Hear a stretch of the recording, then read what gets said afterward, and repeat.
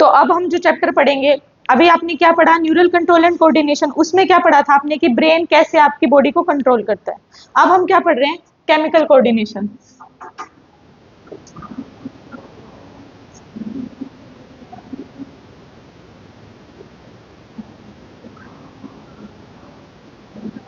Neural control coordination में तो आपने पढ़ा कि आपकी बॉडी ब्रेन के थ्रू कंट्रोल करती है, और उसमें हेल्प कौन करता है, न्यूरॉन्स। न्यूरॉन के सेल क्या करते हैं, ब्रेन ट्रांसमिट करते हैं, सिग्नल को लेके आएंगे, फिर न्यूरोट्रांसमीटर की हेल्प से आपके टारगेट ऑर्गन पे जाके क्या कर देंगे, फंक्शन को इनिशिएट कर देंगे।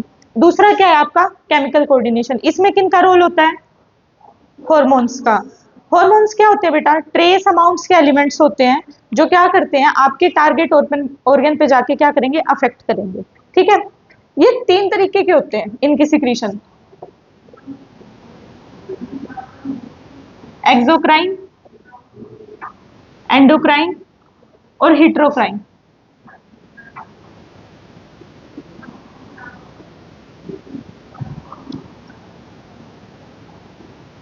एक्सोक्राइन नाम से पता चल रहा है इनकी सिक्रीशन कैसी होगी, डायरेक्ट बाहर की आउटर सिक्रीशन जितनी भी होती है वो सारी किसके अंदर आती है, आपकी एक्सोक्राइन के अंदर।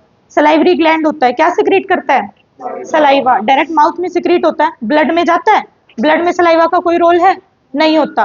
डायरेक्ट माउथ में सिक्रीशन होगी और वहीं पे उसका फंक्शन हो जाएगा। तो इसका एक एग्जांपल लिख सकते हैं, सलाइवरी ग्लैंड।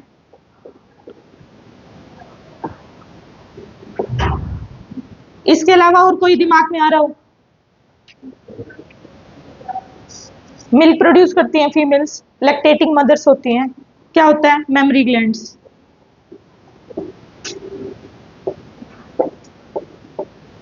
सिक्रीशन कैसे कैसे होती है बॉडी से, स्वेट से होती है, थूक से होती है, आंसू जो होते हैं वो भी आउटर सिक्रीशन ही है सारी, मिल्क जो होता है आउटर सिक्रीशन है सारा। टीयर्स किसकी वजह से आते हैं, बोन्स पड़ी थी यहाँ पे, कौन सी थी, 2 लैक्रिमल। तो लैक्रिमल ग्लैंड्स होते हैं जो किसको सिक्रीट करते हैं, आपके टीयर्स को।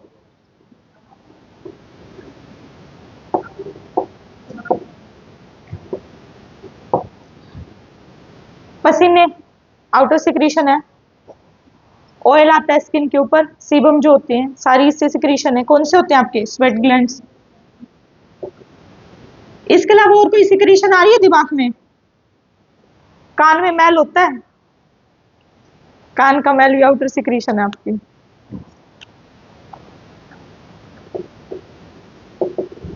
कैर्मिनस ग्लैंड की सिक्रीशन, ईयर वैक्स जो होती है आपकी,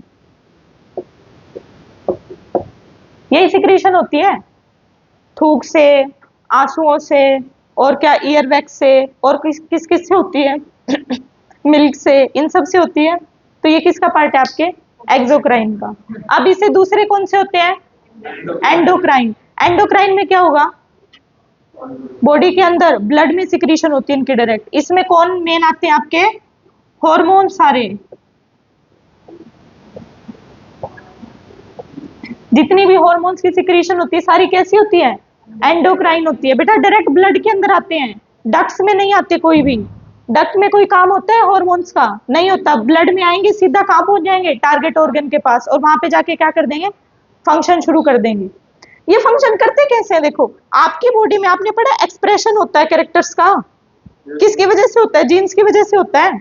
जीन्स क्या होता है, एक तरह का प्रोटीन ही होता है, प्रोटीन ही तो आपकी बॉडी में एक्सप्रेस करते हैं। Protein is responsible for expression, ये स्टेटमेंट आपने पढ़ी है थोड़ी बहुत 10th में, जेनेटिक्स में पढ़ी होगी। वो प्रोटीन कहां से आते हैं बेटा बॉडी में, जेनेटिक मटेरियल। क्या होता है जेनेटिक मटेरियल ह्यूमन बींग्स में, हमारा जेनेटिक मटेरियल क्या है, डीएनए। डीएनए से क्या बनता है, आरएनए। आरएनए से क्या बनेगा, प्रोटीन, और वो प्रोटीन फिर क्या करेगा, आपकी बॉडी में कैरेक्टर्स को एक्सप्रेस करेगा। कैसे भी कैरेक्टर का एक्सप्रेशन हो आपकी बॉडी में, बिना प्रोटीन के कुछ भी नहीं हो सकता। आप कैसे दिखोगे, आपकी बॉडी कैसी बनेगी, आपका हेयर टाइप कैसा होगा, आपका स्किन कलर कैसा होगा, बॉडी मूवमेंट कैसी होगी, सब किसकी वजह से होते हैं, आपके प्रोटीन्स की वजह से। जीन्स प्रोटीन का पार्ट है, तो ये भी उसमें हेल्प करते हैं। मान लो इनको जो टारगेट ऑर्गन पे जाके फंक्शन करना है, ये क्या करेंगे, उस ऑर्गन पे जाएंगे। इसके ट्रैवल करने के 2 तरीके होते हैं, या तो डायरेक्ट मेम्ब्रेन में चले जाएंगे, मेम्ब्रेन से सीधा ऑर्गन के अंदर, या फिर मेम्ब्रेन पे रिसेप्टर प्रेजेंट होगा, वो इनको पहचानेगा, फिर वो जाके सेल को बताएगा कि बाहर कोई आया हुआ है, अंदर भेजू या ना। अगर मान लो उसने एक्सेप्ट किया तो वो अंदर जाएंगे और क्या करेंगे, डीएनए को किस में कन्वर्ट करेंगे, आरएनए में, आरएनए फिर किस में जाएगा, प्रोटीन में, और आप कहोगे कि हार्मोन ने अपना फंक्शन कर दिया, हार्मोन ने एक्सप्रेशन कर दिया। अभी अभी हमने बात की बॉडी में डिसबैलेंस हो जाता है हार्मोन्स का, डिसबैलेंस में क्या अलग कैरेक्टर्स अपीयर होने लग जाते हैं, बॉडी में प्रॉब्लम्स होने लग जाती है, ओवर एक्सप्रेशन हो गया, बॉडी में किसी भी कैरेक्टर का ओवर एक्सप्रेशन होएगा, साइड इफेक्ट है वो, किसकी वजह से, हॉर्मोन्स की वजह से। या फिर बहुत कम सिक्रीट हो रहे हैं तो भी बॉडी में डिसबैलेंस हो गया, जो उसको फंक्शन करना चाहिए था। हॉर्मोन्स बहुत कम अमाउंट में चाहिए होते हैं, ट्रेस अमाउंट में चाहिए होते हैं, लेकिन ये इतने ज्यादा प्रिसाइज होते हैं अपनी क्वांटिटी को लेके कि अगर थोड़ा सा भी डिसबैलेंस हो गया तो क्या दिक्कत हो जाएगी, हार्मोनल डिसबैलेंस हो जाएगा। तो मैं इनको लिख सकती हूँ नॉन न्यूट्रिएंट, न्यूट्रिशन तो कोई प्रोवाइड नहीं करते ये। नॉन न्यूट्रिएंट क्या होते हैं, केमिकल मैसेंजर्स, क्या करते हैं, अफेक्ट टारगेट ऑर्गन। क्लियर, सारे हॉर्मोन्स, हॉर्मोन्स के एक आधे एग्जांपल कौन कौन से होते हैं हॉर्मोन्स, कौन कौन से होते हैं हॉर्मोन्स, प्रोजेस्टेरोन और एस्ट्रोजन, इंसुलिन, सब हॉर्मोन्स हैं आपके। क्या नॉन न्यूट्रिएंट बेटा इनकी कैरेक्टरिस्टिक है कि बॉडी में कोई न्यूट्रिशन प्रोवाइड नहीं करते, ये एनर्जी प्रोवाइड नहीं करते बॉडी को, सिर्फ केमिकल मैसेंजर का काम करेंगे कि आपकी बॉडी में जो एक्सप्रेशन हो रहा है ना वो एक्सप्रेशन करवाने में हेल्प करेंगे, इसलिए इनको कहा जाता है क्या, केमिकल मैसेंजर्स। केमिकल होते हैं ये, केमिकल की फॉर्म में होते हैं, अलग अलग डेरिवेटिव्स होते हैं इनके। सुना होगा स्टीरॉयडल हॉर्मोन्स होते हैं बॉडी में, जितने भी सेक्सुअल हार्मोन्स कौन कौन से होते हैं मेल फीमेल में, एस्ट्रोजन, प्रोजेस्टेरोन, टेस्टोस्टेरोन, एंड्रोजन, सब क्या है, सेक्सुअल हार्मोन्स है, सब क्या होते हैं आपके, केमिकल मैसेंजर्स। इनका डेरिवेटिव क्या है, स्टीरॉयड। स्टीरॉयड क्या होता है, फैट होता है बेटा, फैट क्या, लिपिड, पढ़ा है लिपिड एक फैट का टाइप होता है, आपकी जो प्लाज्मा मेम्ब्रेन होती है सेल के बाहर वाली वो लिपिड से बनी हुई होती है।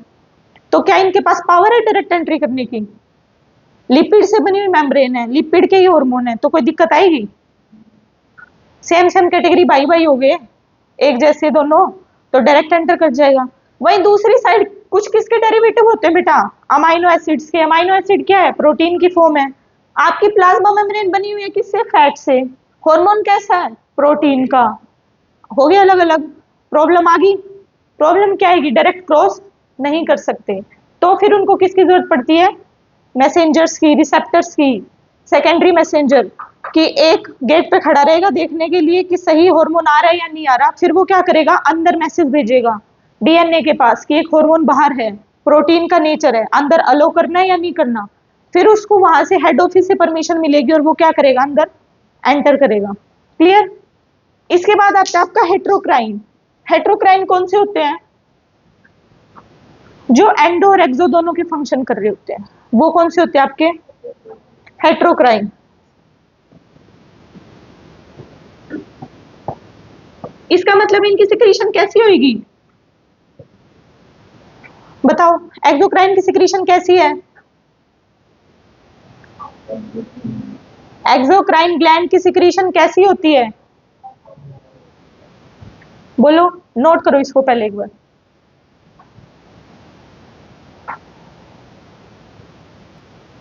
इसके बाद क्या आता है आपका, हेट्रोक्राइन ग्लैंड। हेट्रोक्राइन के अंदर आपकी एक्सोक्राइन की एक्टिविटी भी होती है और एंडोक्राइन की एक्टिविटी भी होती है। एक्सोक्राइन एक्टिविटी कौन सी होती है, जो सीधा आउटर सिक्रीशन करे। एंडोक्राइन कौन सी होती है, जो ब्लड के अंदर, जिसको किसी डक्ट की जरूरत नहीं पड़ती, डक्टलेस सिक्रीशन भी बोलते हैं जिसको, किसी पाइप की, किसी मैसेंजर की, किसी हेल्पर की जरूरत ही नहीं, डायरेक्ट क्या सिक्रीट हो जाएंगे ब्लड में। दोनों होते हैं इसके अंदर। अब जो बच्चे ऑलराउंडर होते हैं वो हमेशा टॉप करते हैं, तो ये ऑलराउंडर है।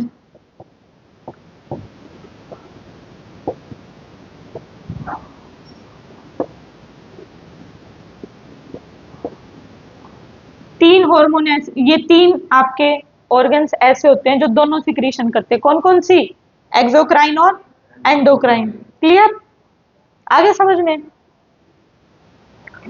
अब इसको फटाफट से लिखो और फिर आगे करते हैं शुरू।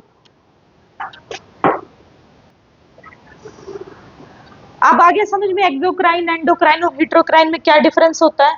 एक्सोक्राइन तो क्या करेंगे, आउटर सिक्रीशन करेंगे, जो कि किसके लिए रिस्पॉन्सिबल होते हैं, salivary gland. Tears outer secretion है, लैक्रिमल ग्लैंड। ईयर वैक्स कौन सा ग्लैंड होता है, सेरिमनस ग्लैंड। इसके अलावा और कौन कौन सी सिक्रीशन होती है, स्वेट ग्लैंड्स। पसीना जो आता है आउटर सिक्रीशन है, वो भी क्या है आपका, स्वेट ग्लैंड। फीमेल्स के अंदर मिल्क प्रोडक्शन होता है, मेमरी ग्लैंड, आउटर सिक्रीशन है। अब फिर क्या आते हैं, एंडोक्राइन। मेन इस चैप्टर में आप क्या पढ़ोगे, एंडोक्राइन की सिक्रीशन, आपकी हार्मोन्स की सिक्रीशन की, हार्मोन कैसे कंट्रोल करते हैं, कौन कौन से हार्मोन हो सकते हैं बेटा, progesterone, estrogen, testis, ovary, insulin, सब हार्मोन्स के अंदर आते हैं। सबसे मोस्ट कॉमन एग्जांपल आप देखते हैं इंसुलिन। बॉडी के अंदर अगर इंसुलिन की कमी हो जाए तो क्या हो जाती है, शुगर, डायबिटीज की प्रॉब्लम हो जाती है। इंसुलिन भी क्या एक हार्मोन ही है, बहुत कम अमाउंट में रिलीज होता है ब्लड में, लेकिन पूरी ब्लड की शुगर को क्या कर रहा होता है, कंट्रोल कर रहा होता है। इसके ऑपोजिट एक और हार्मोन होता है, कौन सा, ग्लूकागन। क्या किसको सिक्रीट करता है, क्या, शुगर लेवल को इंक्रीज करने का काम करता है। ब्लड के अंदर शुगर बैलेंस भी तो करनी है, अब इंसुलिन तो कम ही करता जाएगा, उसको मेंटेन भी करना है। उसको मेंटेन करने का काम किसका होता है, ग्लूकागन का। दोनों किस में सिचुएटेड होते हैं, पैनक्रियाज में सिक्रीट होते हैं। अब हार्मोन होते कौन कौन से हैं, देखो सबसे पहले हेड। हेड में क्या प्रेजेंट होता है आपका, हाइपोथैलेमस। ब्रेन भी बोला जाता है हार्मोन्स में। हाइपोथैलेमस के साथ में एक ग्लैंड होता है जिसको हाइपोथैलेमस कंट्रोल कर रहा होता है, कौन सा, पिट्यूटरी ग्लैंड। पिट्यूटरी ग्लैंड को मास्टर ग्लैंड बोला जाता है, कि यानी सब हार्मोन्स का जो बाप होता है वो कौन होता है, पिट्यूटरी ग्लैंड। लेकिन पिट्यूटरी ग्लैंड का भी बाप है कौन, हाइपोथैलेमस। तो सीरीज वाइज लिखे, सबसे पहले कौन सा आता है आपका, हाइपोथैलेमस। उसके बाद पिट्यूटरी ग्लैंड,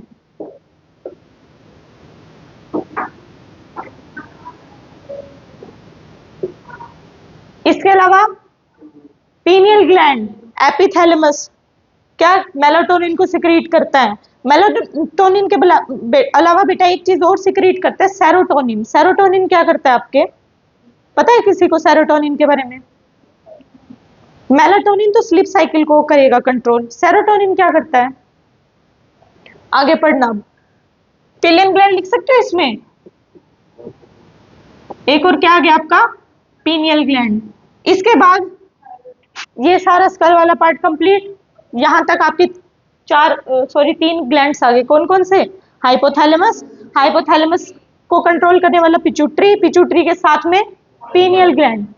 अब यहाँ पे क्या शुरू होता है, थायराइड ग्लैंड।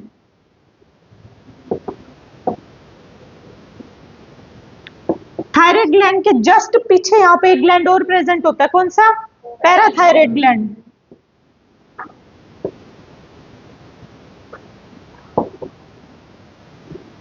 अब इसके बाद पैनक्रियाज, फिर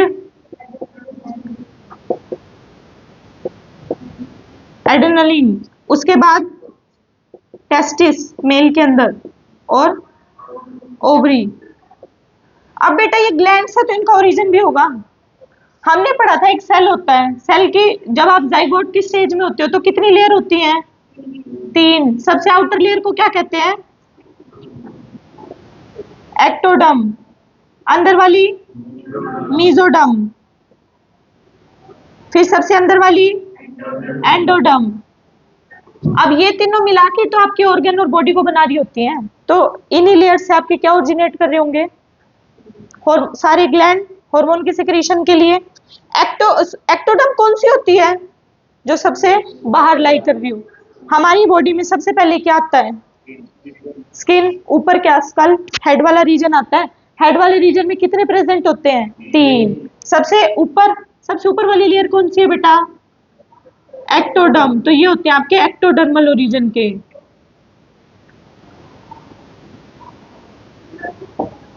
इसके बाद नीचे शुरू हो जाती है, सबसे मिडल पोर्शन होता है बॉडी का शुरू, फिर क्या होता है, लोअर पोर्शन।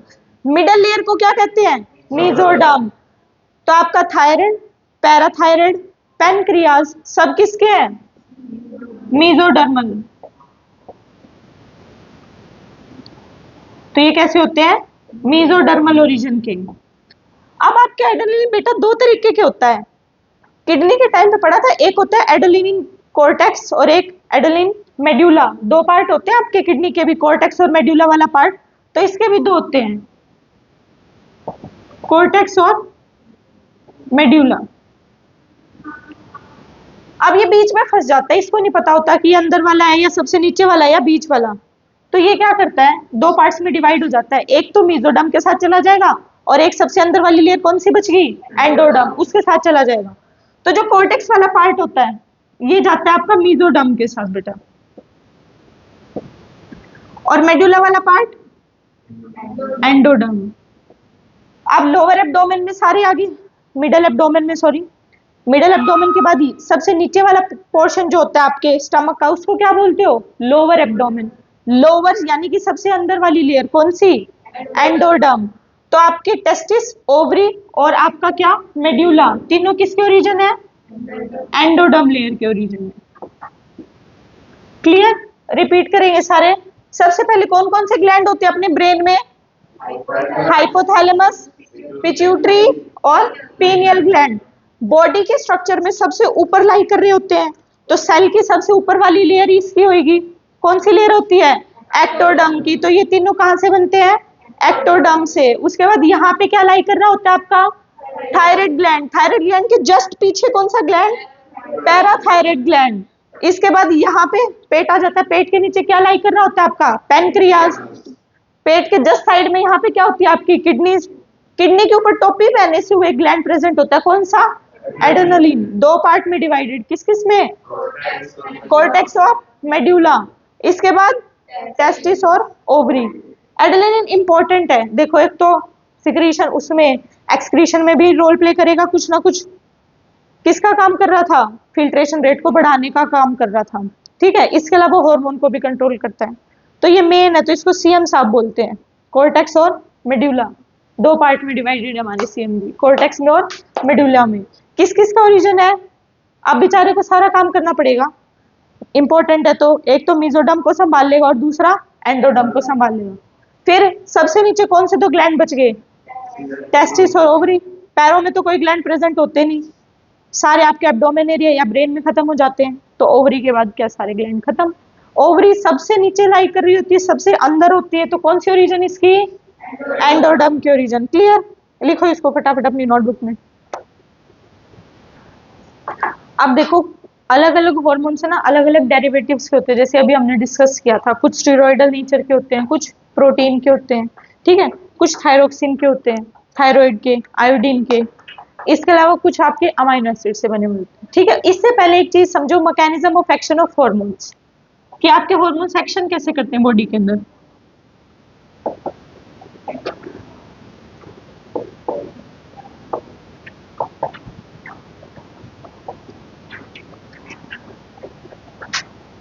देखो अभी हमने देखा था कि जो भाई भाई होंगे आपस में, अब आप किसी के घर पे जाते हो, जब आपको पता है कि घर कहाँ पे है, ऑलरेडी उसको जानते हो, तो सीधा चले जाते हो।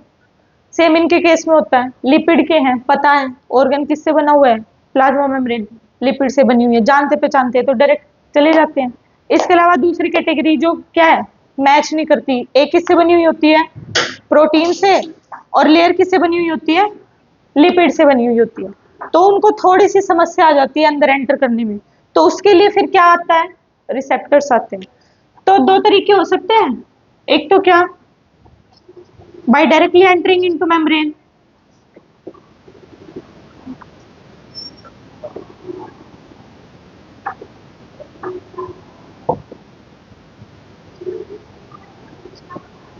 एक तो डायरेक्ट कहां एंटर करके, मेम्ब्रेन में।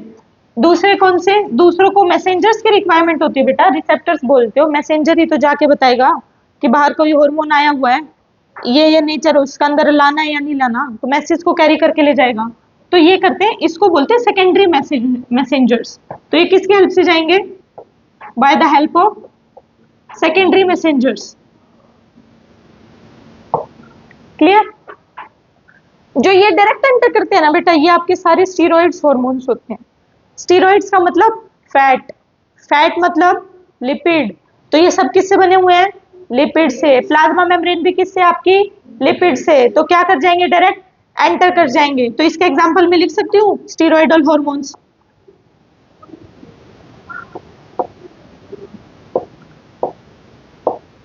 तो ये सारे कौन से होते हैं? स्टेरॉयडल हॉर्मोन्स होते हैं। इसके बाद दूसरे कौन से होते हैं बेटा?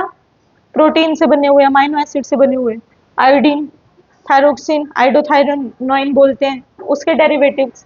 इन सबको किसकी जरूरत है? Secondary messenger. जैसे कि आपका इंसुलिन, इंसुलिन डायरेक्ट एंटर नहीं कर सकता आपके ब्लड के अंदर। क्या होता है? इंसुलिन रिलीज होएगा। इंसुलिन डायरेक्ट किस में रिलीज हो जाता है? अच्छा ये बताओ, इंसुलिन एक्सोक्राइन या एंडोक्राइन? एंडोक्राइन होता है, ब्लड में जाता है पहले, ब्लड के फिर शुगर को कंट्रोल करता है। तो उसके लिए क्या करता है? वो सेल के बाहर चला जाएगा, बाहर इंसुलिन के रिसेप्टर्स प्रेजेंट होते हैं, उनके साथ बाइंड कर जाएगा। बस इंसुलिन का इतना काम है कि रिसेप्टर के साथ बाइंड कर गया बस। अब मैसेज लाने ले जाने के लिए तो अंदर और मैसेंजर्स प्रेजेंट है। तो अंदर क्या प्रेजेंट होते हैं? मैसेंजर्स। मैसेंजर्स कोई भी हो सकते हैं बेटा। नाम पढ़ा है कभी? CAMP, cyclic AMP, cyclic GMP। Calcium, calcium का नाम सुना होगा, आपने पढ़ा था। जब क्या एक्साइटेबिलिटी जनरेट होती है, कॉन्ट्रैक्शन होती है, या फिर न्यूरोट्रांसमीटर होता है, कैल्शियम क्या करेगा? डीपोलराइजेशन कर देगा, यानी कि सिग्नल को आगे ट्रांसमिट कर देगा, स्टिमुलस के लिए एक्शन जनरेट हो जाएगा। तो मैं कैल्शियम को मैसेंजर कह सकती हूँ। मेन तो सोडियम पोटेशियम पंप हो रहा था, लेकिन उनकी हेल्प कौन कर रहा था? कैल्शियम। कैल्शियम ही बहुत सारे सोडियम को अंदर आने देगा जब ये आपका एक्शन पोटेंशियल जनरेट हो रहा था। बोलो। आपके पेनक्रियास सिक्रीट नहीं कर पाता, पेनक्रियास के मसल वीक हो जाते हैं, अल्फा सेल्स होते हैं पेनक्रियास के अंदर, उस वजह से कम सिक्रीशन हो जाती है जब आपके इंसुलिन हो। बहुत ऐसी कंडीशन सुनिए जिन लोगों की शुगर लेवल डाउन हो जाती है, बहुत लोग होते हैं। पेनक्रियास में बेटा दो सेल्स होते हैं आपके, अल्फा सेल्स और beta cells. Alpha cells insulin को सिक्रीट करते हैं, बीटा सेल ग्लूकागन को सिक्रीट करते हैं। अल्फा सेल वीक तो मतलब इंसुलिन खत्म, बीटा सेल वीक मतलब ग्लूकागन खत्म। तो आपके अल्फा सेल वीक हो गए तो शुगर हाई, और बीटा सेल वीक हो गए तो शुगर लो, इस तरीके। तो उनकी कभी हाई होती रहती है, कभी लो होती रहती है, उनको दोनों को मेंटेन करना पड़ता है। इतना आगे समझ। फिर इंसुलिन क्या करेगा? रिसेप्टर के साथ जाके बाइंड कर जाएगा। अब उसमें इसका मैसेंजर आएगा न्यूक्लियस के पास से, साइटोप्लाज्म में मैसेंजर प्रेजेंट होगा, मैसेंजर तक मैसेज चला गया। अब जो साइटोप्लाज्म में मैसेंजर है वो किसके पास जाएगा? डीएनए के पास। डीएनए, साइटोप्लाज्म, फिर प्लाज्मा मेम्ब्रेन, ऐसी होती है। आपका सेल है, सेल के अंदर ये क्या प्रेजेंट होता है? न्यूक्लियस, चारों तरफ साइटोप्लाज्म, रिसेप्टर यहाँ पे, इंसुलिन बाइंड कर गया यहाँ पे आने के बाद। यहाँ पे अब क्या है आपका? Secondary messenger. सेकेंडरी मैसेंजर किसके पास लेके जाएगा आपके मैसेज को? न्यूक्लियस के पास। यहाँ पे न्यूक्लियस अलो करेगा तो ये सेकेंडरी मैसेंजर जो इंसुलिन के साथ बाइंड है ना, बाइंडेड फॉर्म में आएगा, डायरेक्ट इंसुलिन नहीं आ सकता क्योंकि इसके पास परमिशन ही नहीं है, आ ही नहीं सकता। तो ये जो यहाँ पे रिसेप्टर है ना, ये लेके आएगा अपने साथ, अपनी जिम्मेवारी पे कि मैं जानता हूँ इसको। अंदर आ गया, अंदर किस पे एक्ट करेगा? डीएनए पे। डीएनए से क्या बना देगा? आरएनए। आरएनए से प्रोटीन। प्रोटीन बनते ही क्या हो गया आपका? एक्सप्रेशन हो गया। इसका मतलब क्या? शुगर लेवल कंट्रोल होना शुरू हो गया। क्लियर? इस तरीके से इसका फंक्शन होता है। इसके अलावा पीनियल ग्लैंड की सिक्रीशन, मेलाटोनिन, मेलाटोनिन भी ऐसे ही होता है, स्लीप साइकिल को, बायोलॉजिकल क्लॉक को इस तरीके से कंट्रोल करती है। इतना आगे समझ। अब इसका एक्शन देखते हैं।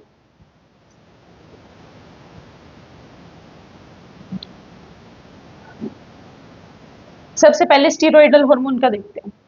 स्टीरॉयडल हार्मोन में आप लोग एग्जांपल, चलो एक एग्जांपल ले लेते हैं एस्ट्रोजन का। एस्ट्रोजन किस में सिक्रीट होता है? फीमेल्स में, फीमेल हार्मोन है। एस्ट्रोजन क्या करता है बेटा? आपका जो यूट्रस होता है ना, यूट्रस के अंदर एक लेयर प्रेजेंट होती है, एंडोमेट्रियम की लेयर। वो एंडोमेट्रियम की लेयर आपकी जो मेंस्ट्रुअल साइकिल आती है ना, उसमें हेल्पफुल होती है, उसमें हेल्प करती है। अगर मान लो फीमेल बॉडी ने प्रेगनेंसी इंड्यूस कर ली तो यूट्रस की वॉल पे इम्प्लांटेशन होती है, आके जुड़ता है आपका जाइगोट, तो वो एंडोमेट्रियम की लेयर होती है जो जाके जोड़ती है। लेकिन एंडोमेट्रियम की लेयर के साथ एक खेल होता है कि वो हर महीने शेड ऑफ होती है। मतलब हर महीने शेड ऑफ हो रही है, इसका मतलब हर महीने नई बनानी पड़ेगी। जो नई बनाने का काम होता है ना, वो आपका कौन करता है role play? Estrogen hormone. Ovary secrete करेगी एस्ट्रोजन को। एस्ट्रोजन कहाँ जाएगा? यूट्रस के पास। मानो ये एक यूट्रस का सेल है, यूट्रस की वॉल होगी सबसे ऊपर यहाँ पे, ये आपकी यूट्राइन वॉल है। यहाँ पे इसके रिसेप्टर सेल्स प्रेजेंट है।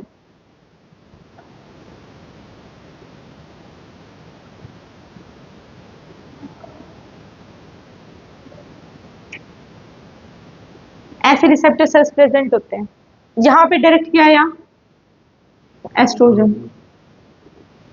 अब एस्ट्रोजन का सेल, इसका यूट्रस का सेल है तो अंदर न्यूक्लियस भी होगा इसके।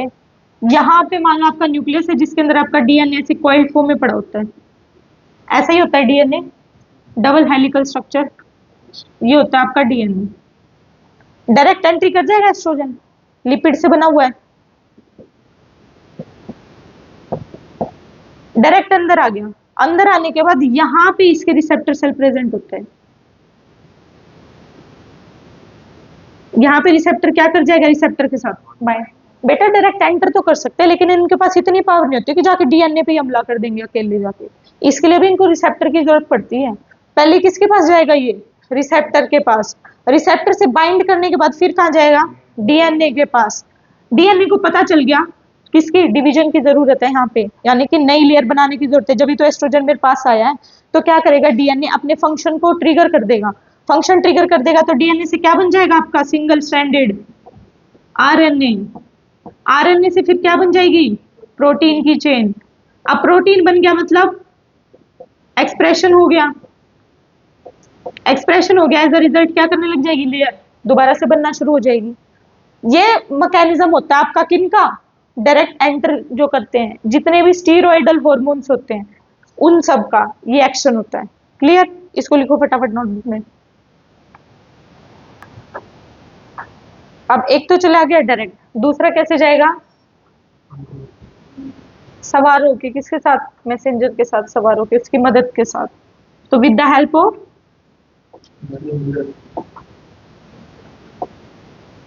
सेकेंडरी मैसेंजर या फिर मैसेंजर।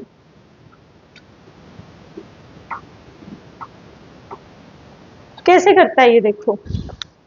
अब मान लो यहाँ पे एक हार्मोन ले लो आप जो आपका स्टीरॉयडल नहीं है। नॉर्मल प्लाज्मा मेम्ब्रेन तो किसकी बनी हुई होती है? हमेशा फॉस्फोलिपिड की बनी हुई होती है। तो ये फॉस्फोलिपिड से बनी हुई है।